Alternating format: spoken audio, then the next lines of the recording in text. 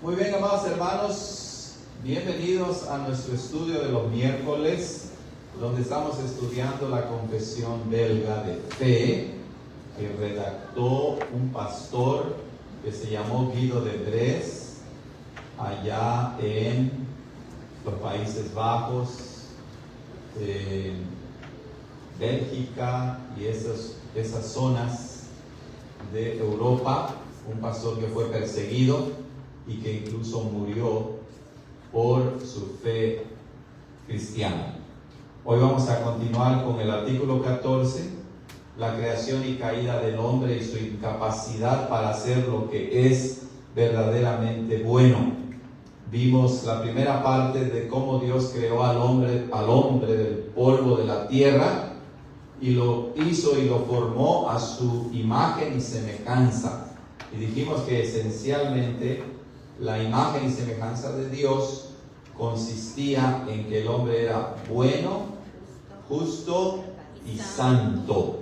Y por lo mismo estaba de acuerdo en todas las cosas con la voluntad de Dios.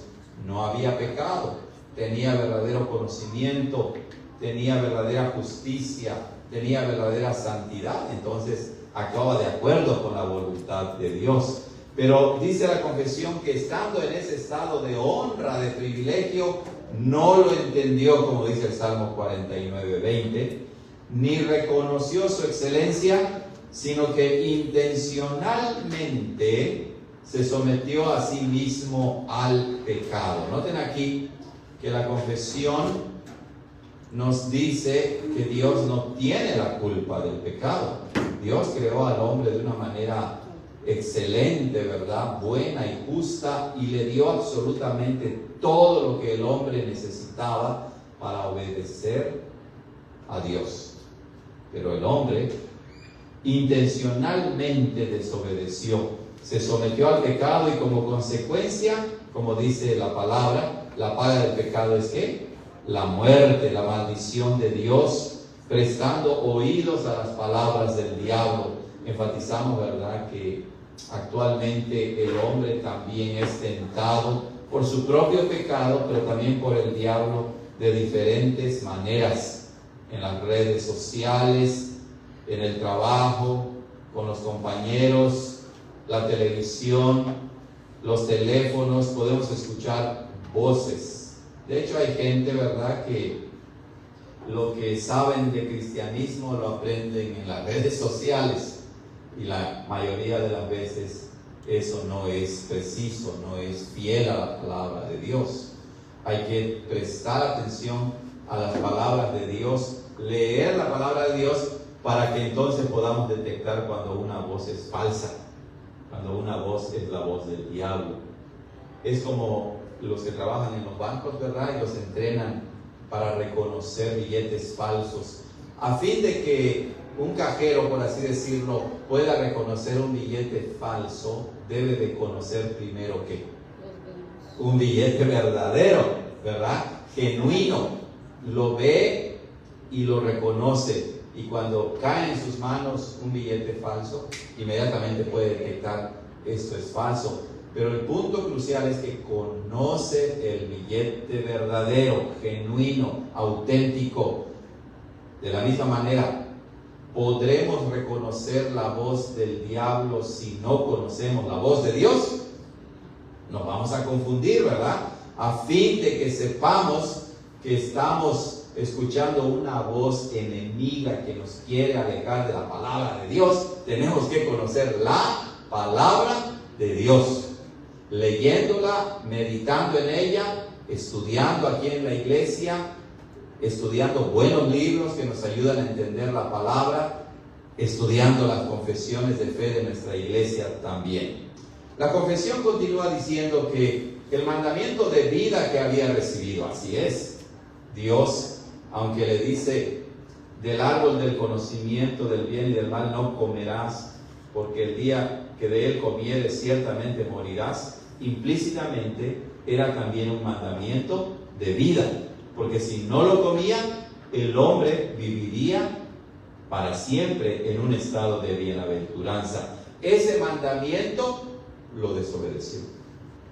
Entonces el pecado consiste en desobedecer la ley de Dios, los mandamientos de Dios. El pecado no es solamente algo malo o algo feo, lo es. El pecado es pecado porque es rebelión contra los mandamientos ¿de quién? De Dios. ¿Ok? Y bueno, cuando el hombre peca, la confesión dice, por el pecado se separó de Dios. Y es que ese es el efecto inmediato del pecado, más otros efectos. El efecto inmediato es que el pecado rompe la comunión con Dios, nos separa. ¿Ok? Y eso fue lo que pasó, porque Adán y Eva, cuando pecaron, y entonces sus ojos fueron abiertos, no para ser como Dios, sino para darse cuenta de que estaban desnudos y ahora sentían vergüenza. ¿Qué fue lo que hicieron? Huyeron, ¿verdad? Huyeron de la presencia de Dios. Dios era su verdadera vida, dice la confesión. Esto es bien importante porque el hombre quería ser autónomo, jefe de sí mismo, y quería conseguir la vida verdadera según la tentación del diablo. Pero él ya tenía la vida verdadera. Entonces, con la tentación, que era una mentira, el hombre no ganó, sino perdió lo que ya tenía por la gracia y la misericordia de Dios. Ese es un buen punto a recordar. Cuando cometemos pecados, hermanos, no estamos ganando nada bueno. Pensamos que sí. El pecado en realidad nos está quitando lo bueno que ya tenemos por la gracia de Dios. Entonces, el hombre, ¿verdad?, por el pecado se separó de Dios, quien era su verdadera vida, habiendo corrompido toda su naturaleza. Entonces dijimos que de las varias consecuencias del pecado que menciona la confesión de fe, una de ellas es que el pecado no solamente contaminó la mente del hombre, no solamente contaminó una parte del hombre, sino toda su naturaleza quedó contaminada, corrompida, viciada por el pecado. Cuando alguien consume una sustancia intoxicante, sea droga, sea alcohol, esa persona cuando consume la sustancia, ¿solamente afecta una parte de su cuerpo? No, ¿verdad? Afecta la totalidad de su persona. El pecado también. Cuando el pecado entró al ser humano, afectó toda la persona. Su cuerpo, su alma, su mente, sus emociones, sus pensamientos, todo está manchado por el pecado.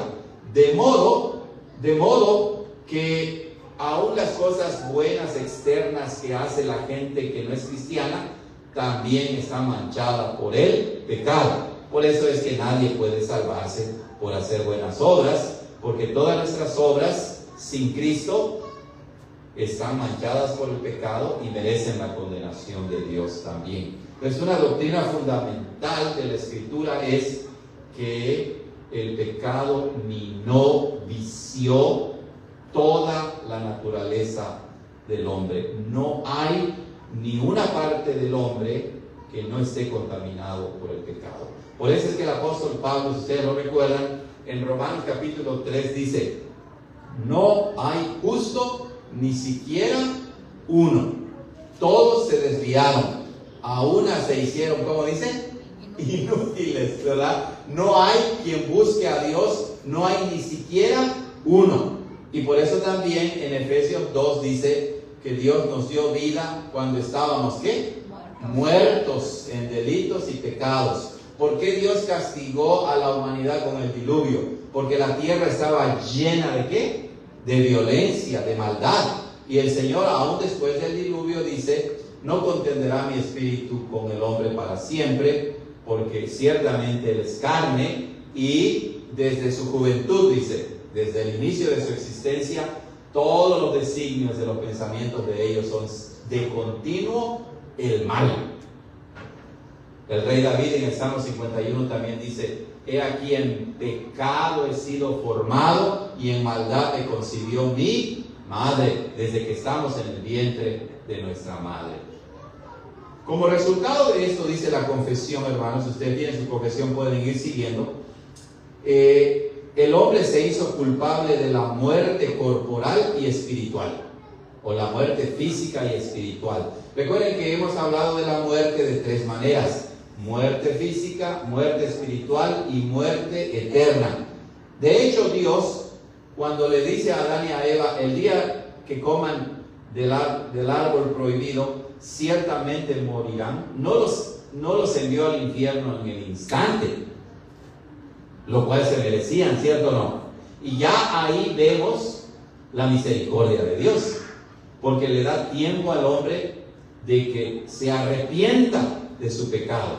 Pero sí, el efecto del pecado en relación con la muerte, el efecto inmediato fue la muerte espiritual, porque se rompió la comunión con Dios. Y después, conforme leemos los siguientes capítulos de Génesis, vemos que dice que Noé vivió tantos años y murió, y fulano de tal vivió tantos años y murió, y murió, y murió. La muerte corporal, la muerte física. Y si mueres físicamente sin Cristo, sin arrepentirte de tus pecados, entras, por así decirlo, a la tercera fase de la muerte, que es la muerte eterna en el infierno. Hermana. Entonces, ¿cómo puede definir lo que quiere decir muerte? ¿Mande? ¿Cómo puede definir lo que quiere decir muerte? Pues la muerte, como estamos diciendo, es la paga del pecado por la rebelión en contra de Dios. Y en forma de contraste podemos decir que la muerte es lo que perdimos cuando pecamos, es decir, como dice la confesión, la verdadera vida que teníamos en Dios.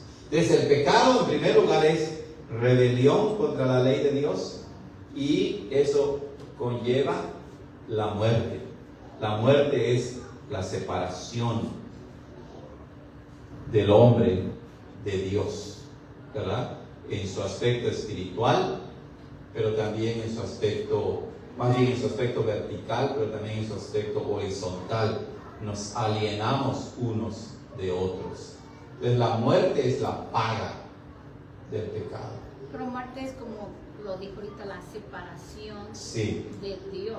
Sí, hay una separación espiritual, temporal, mientras vivimos en este mundo, que nos va a llevar, si no nos arrepentimos, a la separación eterna de Porque Dios. cuando dicen muerte eterna, Claro. cuando se te viene a la mente muerte es como desaparecer. Exacto, ¿verdad? un buen punto, hermana. La Biblia no concibe a la muerte como aniquilación. La muerte, bíblicamente hablando, es el castigo por el pecado, que consiste, como estamos diciendo, en una separación temporal, espiritual, que ya empieza en esta vida, pero que será eterna, pero no es extinguir al hombre, no es aniquilar al hombre. Muerte tiene precisamente la idea de castigo, de juicio de Dios, de un sufrimiento eterno en el infierno. ¿Ok?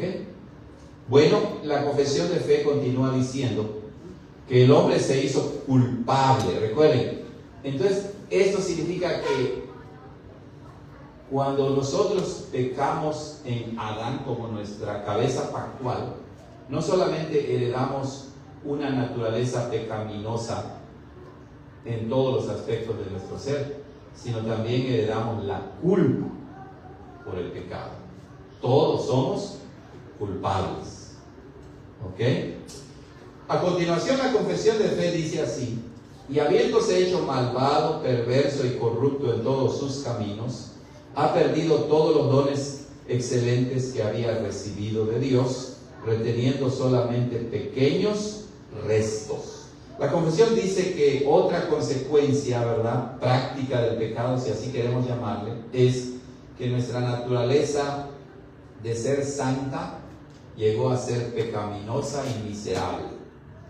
Todos nuestros afectos, todos nuestros pensamientos, todo lo que hacemos se ha pervertido, se ha corrompido, y por lo tanto hemos perdido todos los dones excelentes que Adán había recibido de Dios. ¿Cuáles eran esos dones excelentes que había recibido de Dios? Si empezamos materialmente hablando, pues el hombre fue creado a imagen y semejanza de Dios. Segundo, el hombre fue creado como la corona de la creación. Tercero, el hombre fue creado después que todo ya había sido creado, de manera que tenía todo lo que necesitaba para vivir.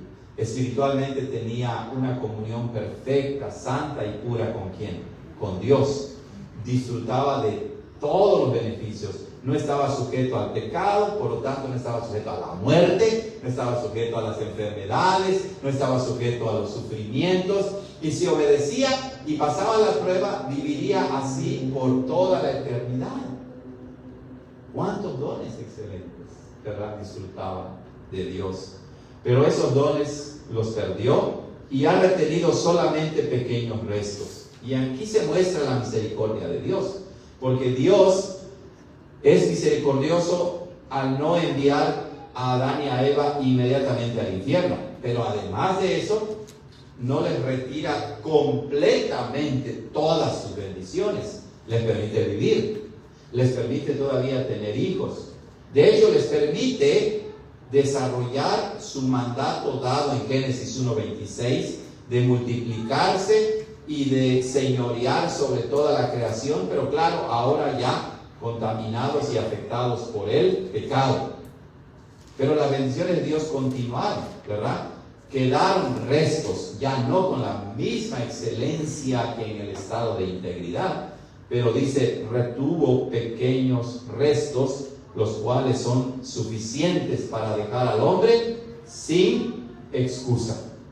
Todo lo bueno que tenemos nos recuerda que no lo merecemos, que todo lo que tenemos es por la gracia y la misericordia de nuestro Dios. ¿Ok? ¿Qué versículo da en el número 11?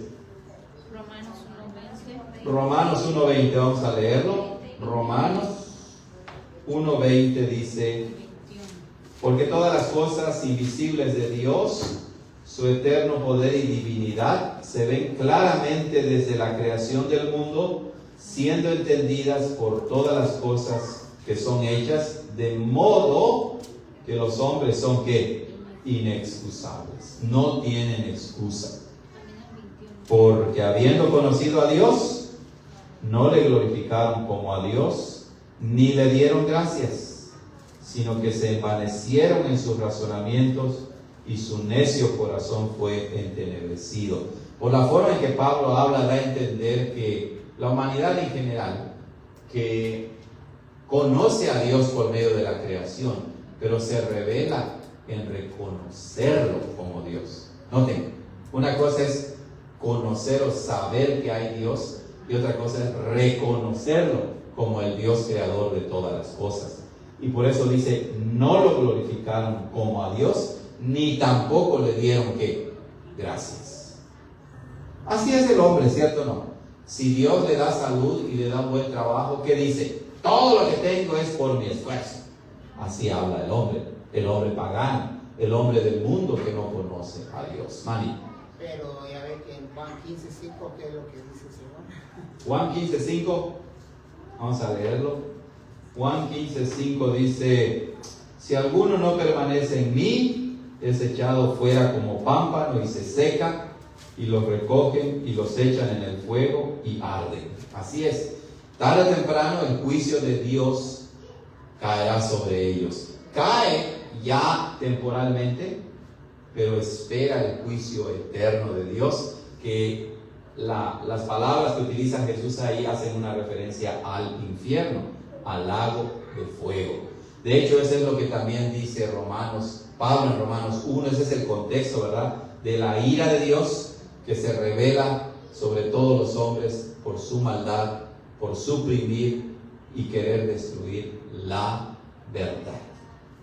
Bueno, la confesión continúa diciendo: porque toda la luz que hay en nosotros es cambiada en tinieblas, como nos enseñan las Escrituras, diciendo: la luz que en las tinieblas resplandece. Está hablando ahí de nuestro Señor, ¿verdad? Que vino como la luz de los hombres. Y las tinieblas no prevalecieron contra ella, no pudieron destruir la luz, donde el apóstol Juan llama tinieblas ¿a quién? A los hombres. Es que esa es una forma bíblica de hablar del pecado y de la humanidad pecaminosa, ¿verdad? Que vive en tinieblas. ¿Ok? Entonces, toda la luz que hay en nosotros es cambiada en tinieblas. ¿Qué va a servir ahí, hermano? En el número 12. Efesios 5:8. Efesios, vamos a leer primero, Efesios 5:8. Dice ahí la palabra del Señor. 5:7 dice: no sean pues partícipes con ellos, con la gente malvada, impía, porque en otro tiempo eran tinieblas, dice. Es decir, una vida completamente corrompida por el pecado, donde nada de lo que hacían agradaba a Dios. Mas ahora, dice, son luz en el Señor, anden como hijos de luz. Entonces, esto presupone dos cosas: que cuando el hombre peca, sin Dios, deja de estar en la luz para vivir en las tinieblas, es decir, en una vida de pecado. Pero cuando Cristo viene a la vida de la persona y es hecha una nueva criatura, es sacada de las tinieblas y llevada otra vez ¿a quién? A Cristo, que es la luz, es decir, vivir en la verdad, vivir en la gracia, vivir agradando al Señor. Por eso dice: anden como hijos de luz, vivan, compórtense, desarrollen su vida en todos los aspectos de ella como hijos de Dios.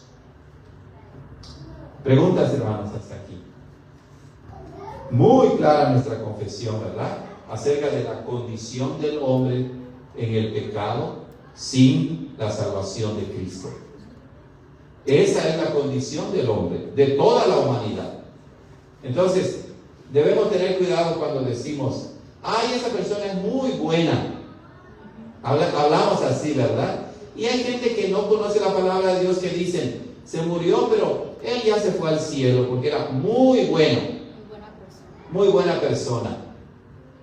Hay que tener cuidado, porque bíblicamente hablando, lo que queremos decir es que Dios en su misericordia permite que el hombre pagano, mundano, que no conoce y rechaza el Evangelio, todavía pueda realizar algunas obras externamente buenas, pero que no son meritorias del perdón ni de la salvación de Dios.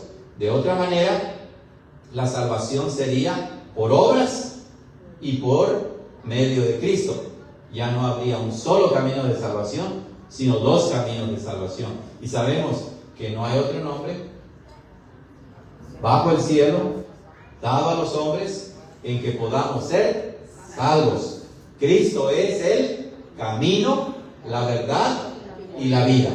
La salvación está solamente en Él, como dice el estribillo: solamente en Cristo, solamente en Él. Entonces, podemos decir en general: oh, esa persona es buena. Sí, siempre y cuando entendamos lo que queremos decir. Que externamente se porta bien, es respetuosa, ayuda. Todo ello es loable, pero no es meritorio para la salvación. Al contrario, esos bienes que le quedan, esos restos de los beneficios de Dios, lo dejan sin excusa, dice la palabra, como ya estudiamos. Le hacen ver que lo bueno que puede hacer, al menos externamente o civilmente, lo puede hacer solo porque Dios se lo permite, pero no lo reconoce como a Dios, ni tampoco le da gracias a Dios. Sí, hermano. Si nos preguntaron a nosotros, alguien así, que acaba de morir un familiar de alguien que no conoce a Dios, si nos preguntaren: ¿qué dicen ustedes de él? Claro. ¿Qué diríamos?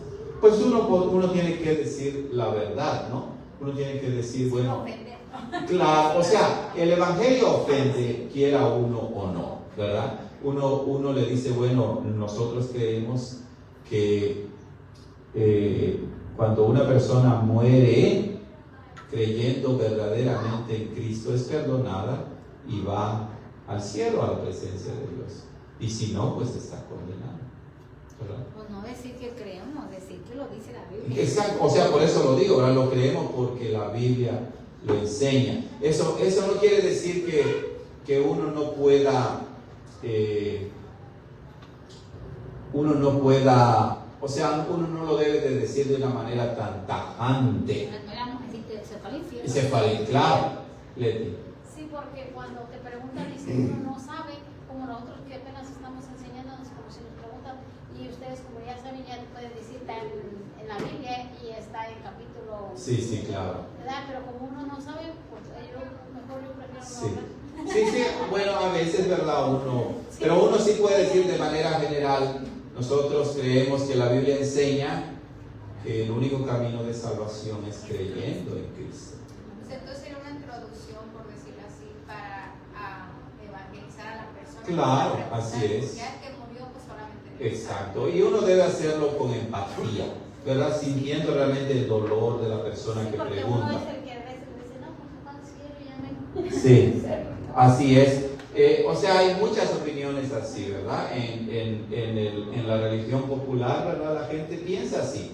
Era un mujeriego, era un sinvergüenza, murió y dicen, ahora está en el cielo.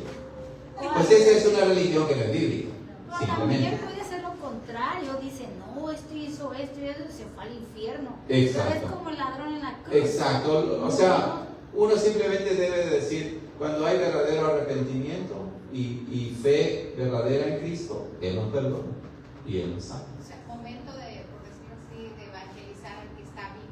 Así es. El que está preguntando. Sí, así es. El que murió, ya murió. La Biblia dice que sí, exacto. Todos vamos a morir una sola vez y después de eso, el juicio. ¿Ok? Por eso la Biblia dice, hoy es el día de salvación. Hoy es el día en que debemos predicar mientras estamos vivos. Yo, Sí. pastor, pues ya que me muera, ya me muera, vengo y les digo, ¿por dónde me mandan? ¿Verdad? No. Ya sabremos dónde irás. Ya sabremos dónde irás. Claro. Así es. Si tú mueres creyendo en Cristo otra vez, tú vas a la presencia del Señor. No hay duda de eso, hermano. Y eso fue. Sí. Ok, con respecto a Adán, ahí voy otra vez con Adán. Sí, Adán, ¿ok? So, Adán, no sé si hacer esta pregunta. A ver. Adán fue creado para caer en pecado. No. Hay que tener cuidado porque la Biblia no lo dice, ¿verdad? Ok. Pero sí dice que Dios es soberano. Correcto. Y Él hizo su creación conforme a como es.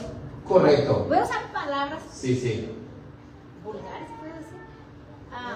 Dios es Dios y puede hacer lo que se le dé la gana, en otras palabras. Claro. Que no dice así. Claro, La Biblia no habla así. claro. So, Él creó a Adán con la tendencia a pecar y Dios sabía que iba a Sí. pecar. Sí. Ese fue el propósito de Adán al ser creado.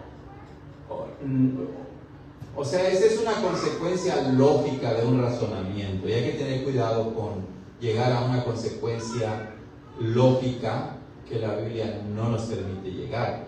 ¿Okay? Lo que sí podemos decir es que Dios ya tenía en su plan eterno y sabio contemplada la caída en el pecado, porque por medio de eso iba a revelar la gloria de su Hijo Jesucristo. Pero es ahí donde nosotros distinguimos, hermana, entre la voluntad del decreto oculto y misterioso de Dios, donde no se nos permite entrar, y la voluntad revelada de Dios. La voluntad revelada de Dios es que Dios crea a Adán y a Eva, los crea a su imagen y semejanza, les da absolutamente todo lo que necesitaban para creer y sí los pone a prueba para que Adán tuviera la oportunidad de mostrar su amor por Dios, su obediencia y su sumisión, pero no lo hace. Entonces, siempre va a haber esa tensión, ¿verdad?, entre la soberanía de Dios que decreta todo lo que sucede, porque nada sucede sin su voluntad, pero también la responsabilidad humana. Una pregunta es Sí. un pastor, un ateo para defender su fe de ellos. Ajá. Entonces por eso solamente el cristiano va a creer que es revelado por Dios. Sí. Porque Exacto. el ateo él lo ven de un lado solo razonamiento, no hay sentido. Exacto. Entonces, Y es que ambas cosas son válidas, ¿verdad? Por ejemplo, alguien dice, un ateo o una persona que no es cristiana dice, bueno, pero ustedes creen en la elección, en la predestinación, entonces de nada sirve que yo me esfuerce. Y uno dice, no, es correcto, pero eso está dentro de la voluntad oculta, decretiva y misteriosa de Dios. ¿Quiénes van a creer? Yo no lo sé. Nuestra responsabilidad, porque también la Biblia lo dice, es que nos arrepintamos de nuestros pecados. Es difícil, ¿verdad, hermana?, mantener un buen equilibrio. Pienso que podemos decir, Dios no es un Dios soberano que se le pega la gana de hacer cualquier cosa. No, eso sería alguien arbitrario, sin juicio, sin sabiduría. No, Dios hace todo lo que quiere, como dice la Biblia, pero todo lo que hace, lo hace con sabiduría, con santidad, con perfección. Entonces, Él sí creó a Adán con la posibilidad de caer. Eso es verdad. Lo deducimos de toda la Escritura. Como José le dijo a sus hermanos, ustedes pensaron hacerme un mal, pero Dios lo cambió para bien, para salvar a mucho pueblo. Pero eso no eliminó la responsabilidad de ¿quién? De los hermanos de José. Entonces, lo mismo en la persona de Adán, vemos esas dos cosas, hermana, esos dos puntos. El Dios soberano, que ya sabía que Adán iba a pecar, que lo creó con la posibilidad de pecar, pero que lo creó también con toda la capacidad de obedecer libremente a su Creador. Lo digo porque, ya por ejemplo, con Judas dice el hijo de perdición, ¿verdad? Y que para eso fue.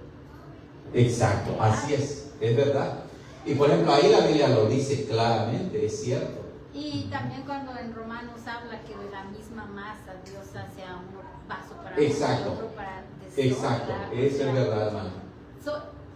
Dios creó al impío para el día malo. Para los propósitos de Dios sí. Es que Él hizo su creación. Correcto. A lo que yo voy es que esas declaraciones no nos lleven a afirmar que entonces Dios tiene la culpa por el pecado del ser humano. Lo que haya sido o hecho a daño le quita nada a Dios. Correcto, eso es correcto, es correcto. Solamente que tengo cuidado, ¿verdad?, de que nuestras declaraciones no se inclinen solamente a un lado de la balanza, sino tomemos en cuenta siempre la soberanía de Dios, en este caso la soberanía electiva de Dios y la responsabilidad humana. Porque pues hablando ahorita de uno podría decir, sí.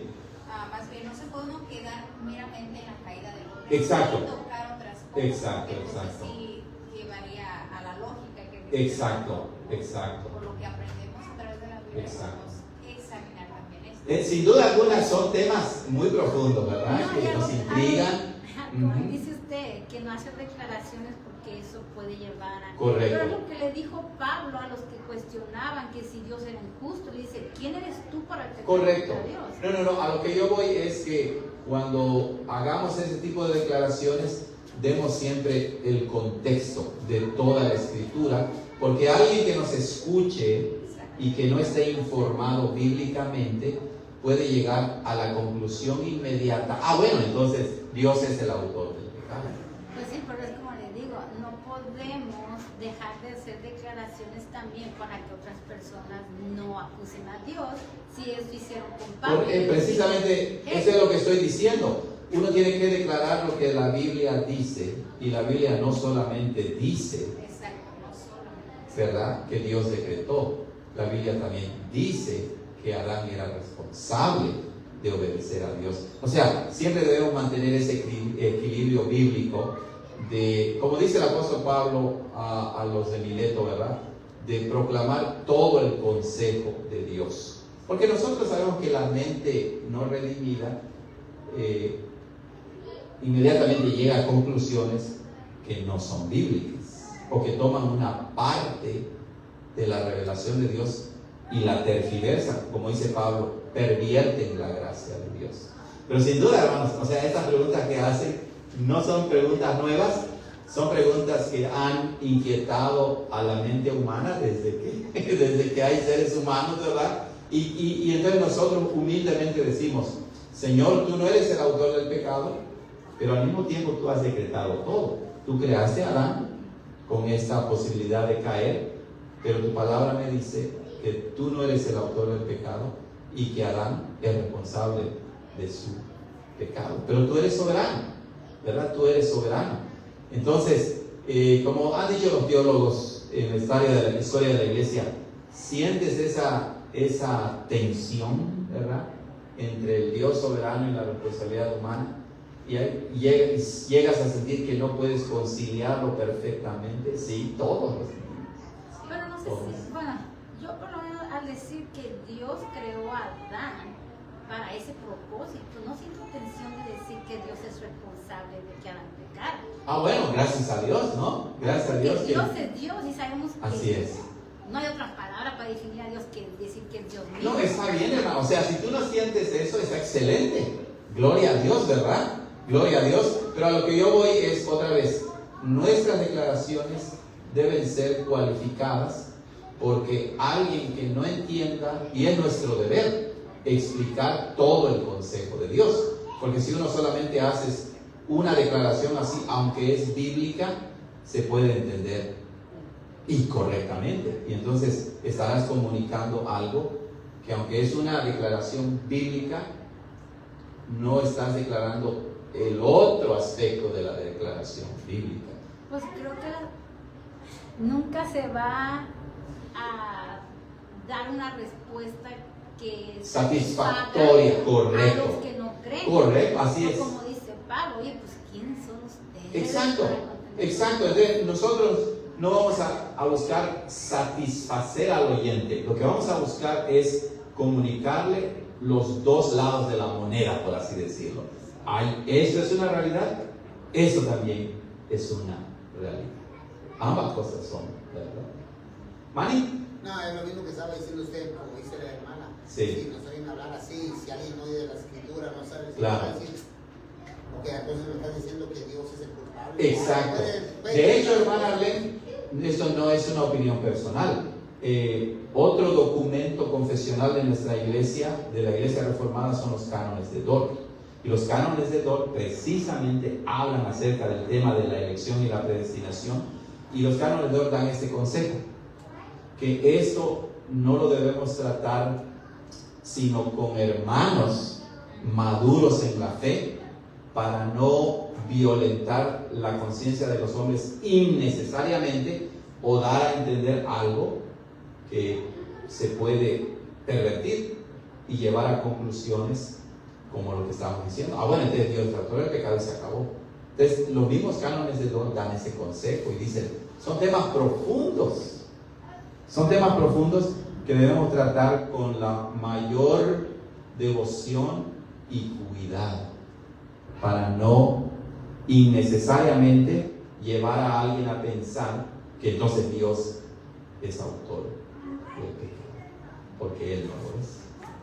Pero sí. No es un tema que uno va a usar para evangelizar al hombre. Así es. Exacto. No, por eso lo estamos tocando ahorita. Exacto, en este contexto. Pero es bueno lo que dice la hermana Silvia, ¿verdad? Porque, por ejemplo, con la pregunta que hicieron hace rato, si en un sepelio me dicen, ¿qué pasó con mi pariente? ¿Está en el infierno? Pues no vamos a decir eso, ¿verdad? No vamos a decir eso. Usted sabe. Exacto. Y lo mismo también cuando evangelizamos, no le decimos, bueno, al fin y al cabo que si tú no aceptaste, pues no eres predestinado y ya estás con él. No, tampoco hacemos eso. Presentamos el evangelio y son temas que posteriormente podemos tratar como lo estamos haciendo dentro de este contexto. ¿Ok?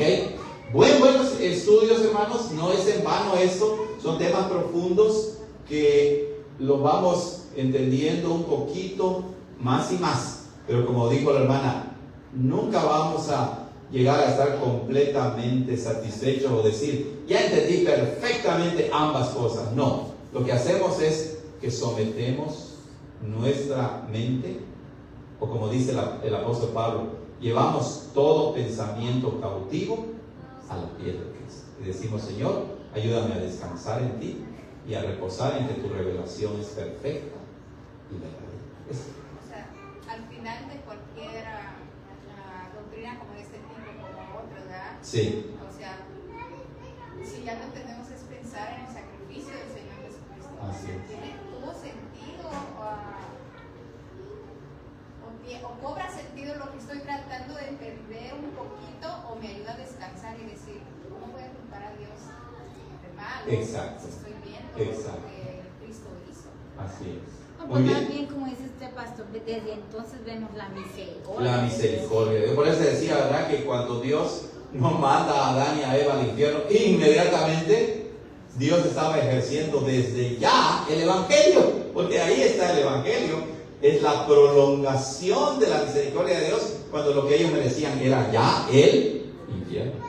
Continuemos. Por tanto, dice, rechazamos como repugnante, como aborrecible, todo lo que se enseña con respecto a la voluntad libre del hombre, ya que el hombre es tan solo un esclavo del pecado y no puede recibir nada si no le fuere dado del cielo, como dice San Juan 3:27. Noten lo que está diciendo.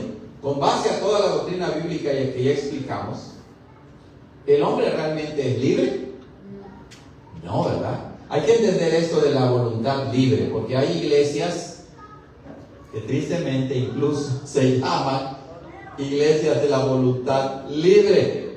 Hay que tener mucho cuidado. ¿Qué es lo que quieren decir con eso?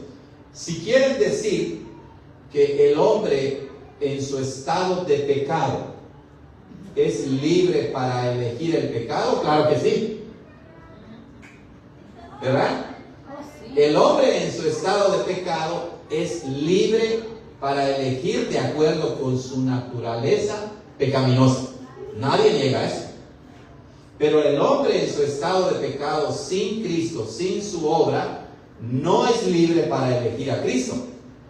Él está muerto en sus delitos y pecados. Para que él pueda tener la libertad de elegir a Cristo, tiene que ser redimido por Cristo. Y entonces en Cristo alcanzamos la verdadera libertad. Otra vez, no somos robots, no somos palos y piedras. Todos tenemos una voluntad libre, pero hay que entender qué significa. Cada quien en su naturaleza tiene libertad para actuar. El pez tiene toda la libertad para moverse dentro del agua.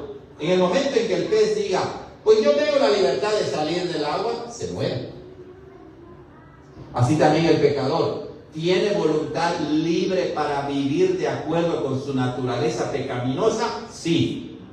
Lo que no tiene es la libertad y la capacidad de cambiar su naturaleza pecaminosa y de ser salvo. Para eso necesita la obra perfecta de Cristo, que lo rescata de su esclavitud. Entonces, esto es bien importante, ¿cierto? Porque muchísimos cristianos dicen, el hombre tiene la libertad de escoger. A ver. Entonces, tú no crees que el pecado corrompió todo tu ser, ni crees que están muertos en tus delitos y pecados. Interesante tema. Todo lo que tenemos nos ha sido dado del cielo. Pero hermanos, ya son las 8 y no hemos terminado otra vez el artículo 14 de la Convención Belga. Dios quiera que para la próxima semana lo podamos terminar. Mire, ya no faltaba mucho, ¿verdad? Pero es un artículo súper interesante. Vamos a terminar aquí entonces, amados hermanos. ¿Alguna pregunta final que tengan, hermanos? La próxima clase vamos a seguir, ¿verdad? Claro, seguimos dialogando acerca de esto.